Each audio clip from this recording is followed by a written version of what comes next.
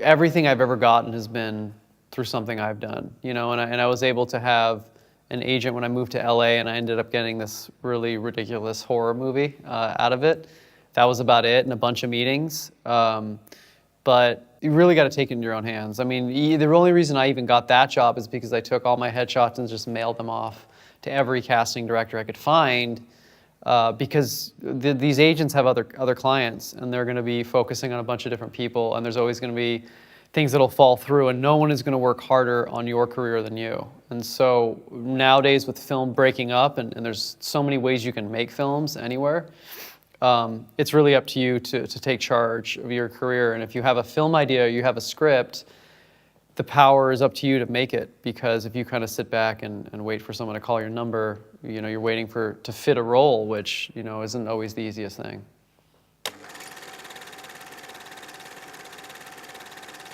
It's the same thing with exercising, or it's a daily thing. You're keeping your instrument sharp. You need to. There's new styles of acting that are happening that people are responding to. Every 5 years, there's a new film that comes out that changes the dynamic of what people want to make, and so your style should be adapting as well. And that's only going to come with practice. Or taking an improv class, taking a dance class, doing a play. You should always be striving to better your craft.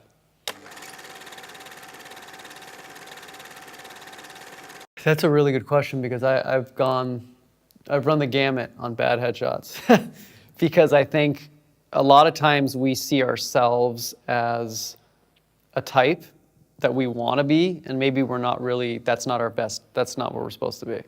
And so I really think a headshot that sells you, that captures what your eyes are saying. And I think a lot of that obviously is the rapport with the photographer, but something that also isn't dated quickly, because when I look back at my headshots, they look like they're from 1984, and they were in 2003 or 2002, but just because you're going for something so specific.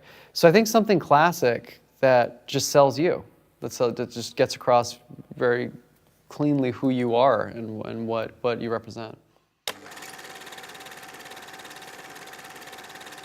Another hugely important thing, I think, for actors is to see movies in the theater, because there's nothing like seeing a film with an audience and watching those moments that work.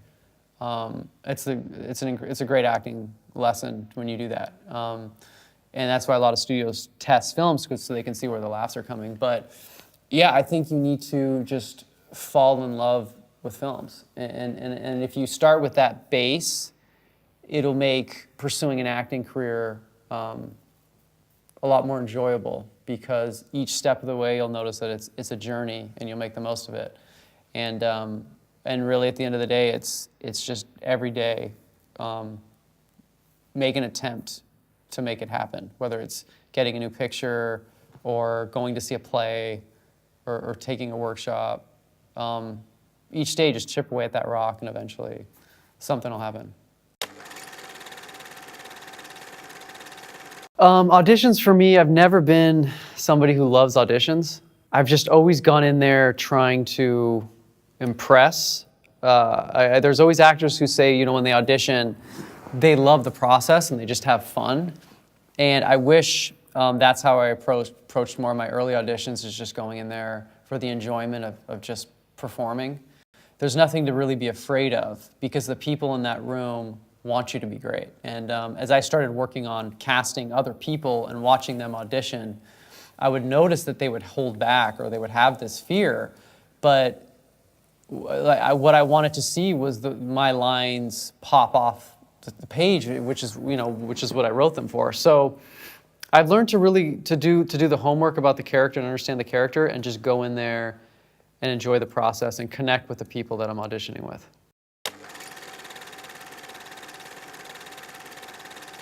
Yeah, I mean, I think the thing with this business is momentum. So you should always be working. And the way that'll tell you if you shouldn't be being an extra, a featured extra, is that you now have roles that you're doing. And that'll tell you that it's time to move on from that. But up until the point where you're doing that, you need to keep working.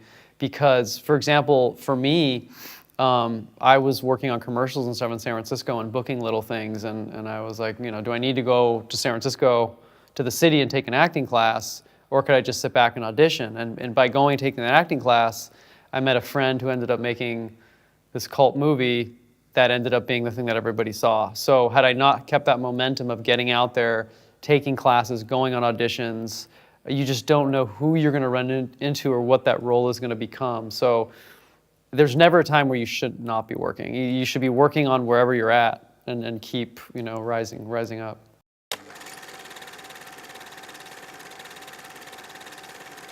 I think tenacity is everything, because that's the thing with acting is it's not like sports where it's like if you're the best at basketball, for example, you're gonna rise to the top. You're gonna do well. Acting isn't like that.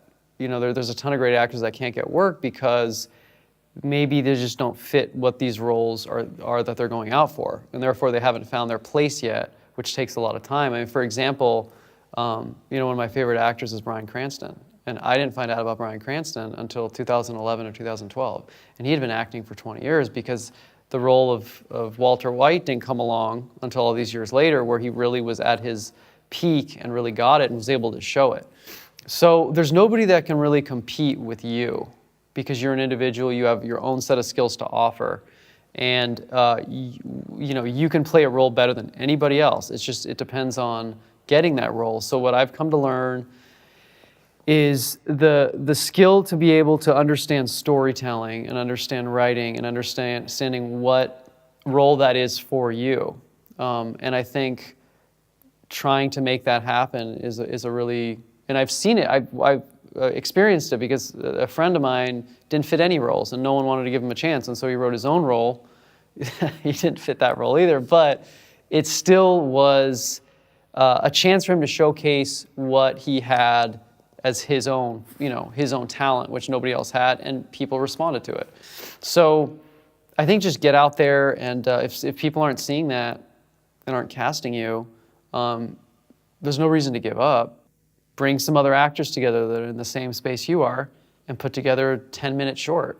I think working gives you a certain confidence that allows you to keep going and keep wanting it. Because when you just keep auditioning and you're getting no response, you take it personally. But again, talent doesn't guarantee that you're going to get work. It's a lot more than that. It really all comes down to just who wants it more. So perseverance, I think, in this business is everything.